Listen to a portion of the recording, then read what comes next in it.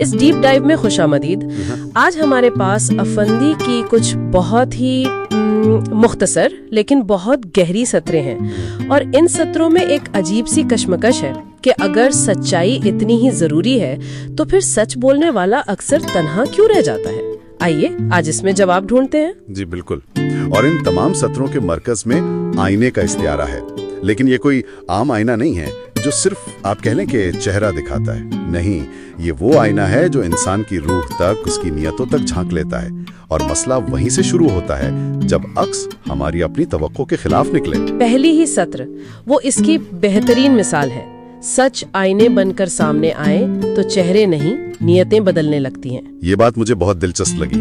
मतलब हम चेहरे के दाग तो फौरन साफ कर लेते हैं ना, लेकिन नियतों के दाग का सामना करने से इतना क्यों डरते हैं? देखें, इसकी एक नफ्सियाती वजह है। चेहरे का दाग मैं क्या हूँ का हिस्सा है, जबकि नियत का दाग मैं कौन हूँ का हिस्सा है। अच्छा जी, चेहरे की खामी ठीक करना आसान है, लेकिन अपनी नियत या किरदार की खामी को मानने का मतलब है अपनी पूरी शनाख्त को चैलेंज करना। तो जब हमारी हकीकत हमारे बनाए हुए तसव्वुर से टकराती है तो हम हकीकत को ही झुठलाने लगते हैं।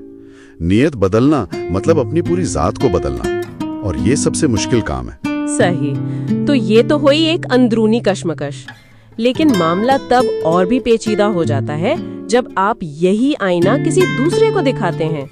मुसन्निफ कहता है, हमने लफ्जों को खुशबू नहीं दी, सच कहा तो लहजे सख्त कहलाए। ये तो तकरीबन हर सच बोलने वाले की कहानी है ना? जी। और यहीं से वो इल्जाम तराशी का खेल शुरू होता है।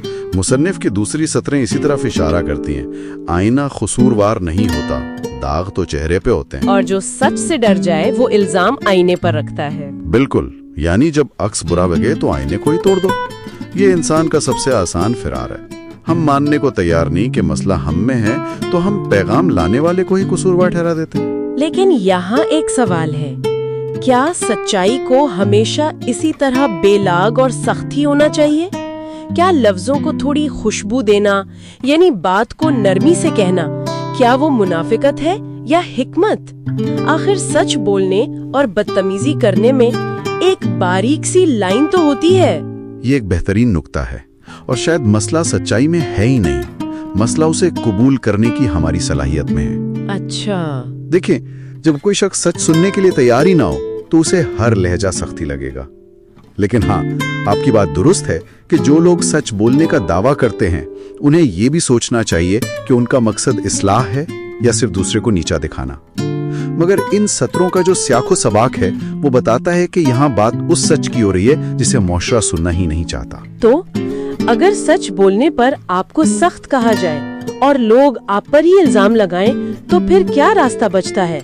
मुसन्निफ आखिरी सत्र में एक जवाब देता है, हमने दिखावे का हुनर नहीं सीखा, इसीलिए खामोशी हमारी पहचान बनी। ये तो जैसे हार मान लेना नहीं हुआ। एक नजर में तो हाँ ऐसा ही लगता है, लेकिन अगर गहराई में देखें तो ये हार नहीं, ये एक इंतखाब है। इंतखाब? जी, ये उस बात का ऐलान है कि अगर दुनिया सच्चाई और दिखावे में से दिखावे को चुनती है तो मैं इस खेल का हिस्सा नहीं बनूंगा। ये अपनी सालमियत, अपनी इंटेग्रिटी को बचाने का एक तरीका है।